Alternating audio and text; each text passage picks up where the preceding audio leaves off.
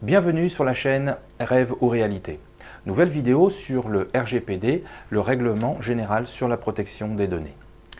Je réponds à Claude qui nous envoie une série de questions, un message au sujet de la vidéo postée il y a quelques jours sur les nouvelles conditions à valider par Facebook en ce qui concerne la vie privée, les données personnelles et en particulier l'utilisation de la reconnaissance faciale. Je vous lis rapidement le message de Claude et nous allons y répondre ensemble pour que vous ayez tous une information qui puisse vous intéresser en ce qui concerne les données et Facebook. Suite à révision aux nouvelles conditions d'utilisation Facebook, j'ai visionné votre vidéo Live Facebook demande autorisation. Dans tout ce que j'ai lu et entendu, suis vraiment paumé, mais dans tous les cas, je ne veux en aucun cas donner l'autorisation à Facebook de fouiller dans mes données privées de mon compte, ni dans mes données via mon téléphone portable pour les communiquer aux annonceurs.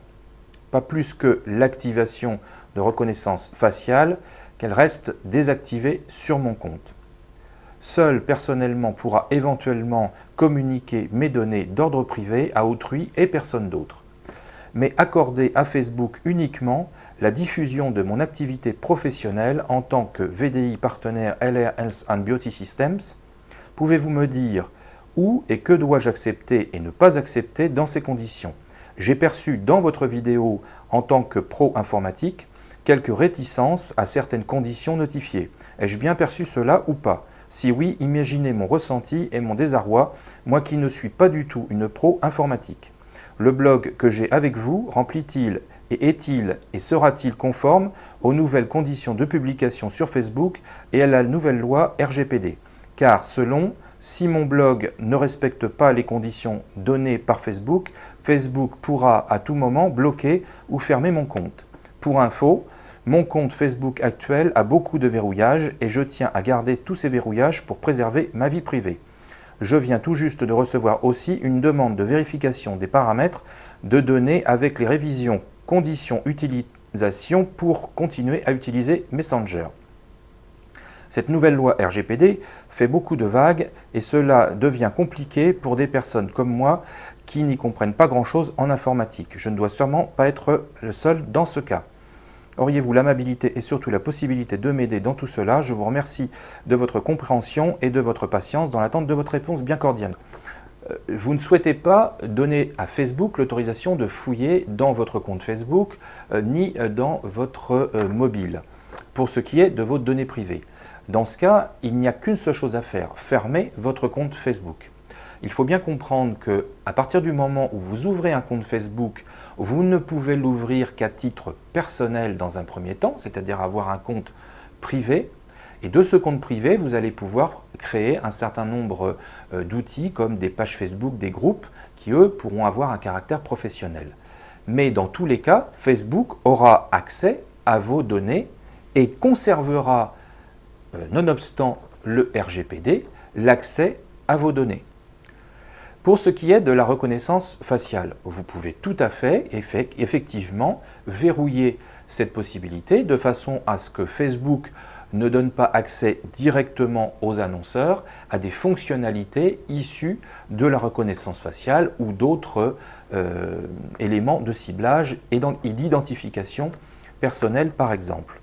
Néanmoins, sachez que vous ne pourrez pas empêcher Facebook de développer ou d'avoir déjà développé des fonctionnalités, des algorithmes qui restent à l'intérieur de Facebook, qui ne sont donc pas communiqués directement à des annonceurs, mais qui vont indirectement être utilisés dans des solutions ou des prestations ou des services à l'attention des annonceurs, mais par Facebook. Il faut bien s'imaginer, pour que ce soit simple pour vous, qu'à partir du moment où vous avez des données sur Facebook ou sur Google ou sur Apple, peu importe les outils qui sont, ou Microsoft pour ce qui est des clouds par exemple, c'est comme si vous confiez directement vos données, et vous confiez d'ailleurs vos données personnelles sans pouvoir empêcher qu'elles soient utilisées nonobstant les accords fournis. Alors, seul personnellement pourra éventuellement communiquer mes données d'ordre privé à autrui, mais accordé uniquement à Facebook pour la diffusion de mon activité professionnelle en tant que VDI. Ça, c'est pas possible du tout. Parce que, à partir du moment, encore une fois, où vous avez donné vos informations à Facebook, même si vous verrouillez votre page personnelle, on va dire votre compte personnel, en ce qui concerne l'affichage public, ça ne changera rien pour Facebook. Et Facebook diffusera de la même façon vos informations, utilisera, pardon, ne diffusera pas puisque vous l'aurez interdit, donc effectivement il respectera votre choix de ne pas diffuser, de ne pas communiquer vos informations, mais les utilisera quand même pour lui-même et indirectement pour les annonceurs. Il y a une deuxième réflexion à avoir pour vous. Lorsque vous faites une activité VDI, vous avez le choix, donc vous avez pu créer une page éventuellement, une page professionnelle VDI ou un compte professionnel VDI et avoir à côté un compte privé. Si vous avez vraiment séparé les deux et que vous séparez vraiment les deux, que les communications et les relations et les contacts que vous avez sur votre compte privé restent d'ordre privé d'une façon hermétique avec votre compte ou votre page professionnelle, il n'y a pas de souci, effectivement, c'est une bonne méthode. En revanche, si, comme beaucoup d'entre nous, vous avez la fermeture entre le compte Facebook privé et le compte Facebook ou la page Facebook professionnelle est moins hermétique et qu'il y a des ponts parce que parfois c'est plus facile de partager, de communiquer avec un compte et avec un autre entre privé et public, à ce moment-là, vous allez donc livrer une partie de votre compte privé sur vos communications publiques. Et nous faisons tout ça lorsque nous voyons une publication, lorsque quelqu'un va nous demander en contact, la première chose qu'on va faire, c'est aller regarder son compte pour savoir à qui on a affaire, qui est cette personne, est-ce que ses centres d'intérêt peuvent être communs avec les nôtres par exemple et devenir amis éventuellement. Vous allez vous priver d'une partie des personnes qui, ne voyant pas ou voyant des choses trop fermées, un compte trop fermé, vont simplement passer leur chemin et vous allez perdre des contacts. J'ai perçu dans votre vidéo, en tant que pro, quelques réticences à certaines conditions notifiées. Oui, parce que certaines conditions notifiées sont pour moi ce que je vous disais tout à l'heure quand ils vous disent que vous allez empêcher que vos données soient communiquées à des annonceurs. C'est là où je tique parce que je dis oui, bien sûr, mais on sait très bien qu'ils ont tout à fait déjà réfléchi à la façon de contourner cette législation pour utiliser néanmoins les données et qu'elles soient indirectement mises à disposition des annonceurs, en tout cas que les annonceurs en profitent via par exemple une amélioration d'un service publicitaire, de ciblage publicitaire par exemple, ou d'intérêt, de recherche d'intérêt, ça peut être géolocalisation, ça peut être tout un tas de choses, et c'est pour ça que je dis, bon, c'est un petit peu, ils respectent la loi, mais en réalité c'est un peu fallacieux si vous voulez. Bon. Et sur d'autres points, je trouve qu'il y a trop de technicité, comme vous le disiez, c'est très compliqué, alors qu'il pourrait expliquer les choses plus simplement. Voilà, donc c'est un petit peu pourquoi j'ai cette attitude-là.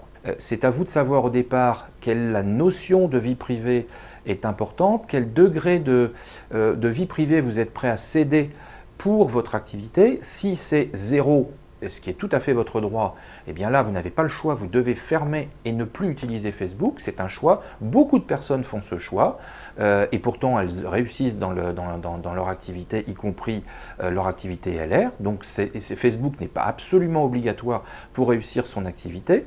Soit vous dites j'ai un degré moyen et donc je vais ne pas autoriser par exemple que mon visage ou mes photos soient reconnues et qu'on sache mon identité sur des amis qui seraient communs à d'autres personnes, etc. Et donc ça c'est un réglage, mais en revanche vous autorisez à ce que l'on sache que vous faites l'activité LR par exemple, ou soit vous dites bon bah, de toute façon j'accepte tout parce que cela va m'ouvrir plus de possibilités puisque Facebook utilisant mes données pour en informer beaucoup plus de personnes, je toucherai plus de personnes et donc je mise tout sur ma notoriété et ma publicité plutôt que ma vie privée. S'agissant du blog, est-il conforme aux nouvelles conditions de publication? Alors, le blog et tous les outils que nous proposons, comme tous ceux en général des prestataires, sont conformes ou seront conformes à la législation du RGPD au 25 mai. En revanche, Facebook n'a pas autorité à intervenir sur votre téléphone mobile, sur votre PC ou sur vos sites ou sur vos blogs. Quand je dis que Facebook pourra supprimer vos données, je parlais du compte Facebook, intervenir sur votre compte Facebook ou sur vos pages Facebook ou sur les articles que vous publiez sur Facebook. Il ne pourra pas supprimer des informations ou vous fermer le compte de votre blog ou de votre site internet. Ce qu'il pourra faire en revanche, c'est si vous faites de la publicité via Facebook, dans la publicité payante, et si par exemple vous n'avez pas pris le label RGPD, le label de confiance RGPD, ou que votre site n'est pas suffisamment conforme aux yeux de Facebook, et ça c'est à sa seule discrétion, c'est pour ça que j'insistais là-dessus, il vous refusera simplement de diffuser la publicité. Vous recevez également une demande pour Messenger. Vous allez recevoir également, si ce n'est déjà fait, des demandes par rapport à Google, par rapport à PayPal, par rapport à Apple, par rapport à Microsoft et à tous les services généralement que vous utilisez. Donc ce sont des mises à jour de conditions d'utilisation qui préciseront les conditions dans lesquelles vous acceptez soit le partage des données, soit le refus de partage des données, soit les limites de droit d'utilisation que vous pouvez faire avec leurs outils et leur droit, eux, d'intervenir ou non sur les services que vous utilisez en fonction d'infractions qu'ils considèrent par rapport à cette règle de gestion des données personnelles. Le RGPD, ce n'est pas uniquement une question informatique, c'est vraiment une question qui concerne toute l'activité, y compris celle de terrain, y compris celle en local, celle de tous les jours, que ce soit pour vous-même, donc pour votre propre protection, mais vis-à-vis aussi de vous en tant que professionnel, lorsque vous rencontrez des personnes, lorsque vous organisez des salons, des rencontres, des réunions, aussi bien que lorsque vous échangez sur Internet ou par Gmail. Sachez que le 25 mai arrive à grands pas, donc il est temps de vous mettre en marche, entre guillemets, pour pouvoir respecter le règlement, mais soyez rassurés également, il n'y aura pas le 26 mai, il n'y aura pas de coup près qui tombe ou il n'y aura pas d'amende mise le 26 mai, simplement vous devrez démontrer que vous avez bien commencé à faire le nécessaire pour être en conformité.